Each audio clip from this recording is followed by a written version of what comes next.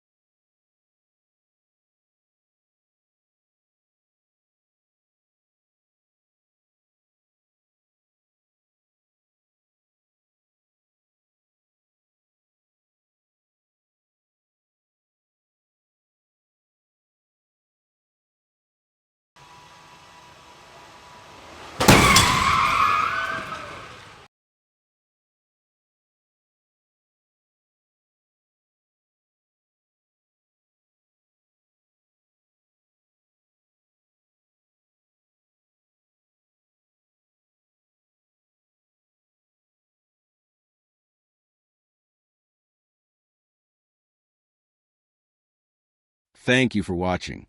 If you found this information helpful, please consider liking and subscribing to our channel for more updates on automotive safety and technology. Don't forget to hit the notification bell so you can stay informed about the latest developments in the automotive world. If you have any questions or topics you'd like us to cover, feel free to leave them in the comments below. We appreciate your feedback and look forward to bringing you more insightful content in the future. Thanks again for your support, and we'll see you in the next video.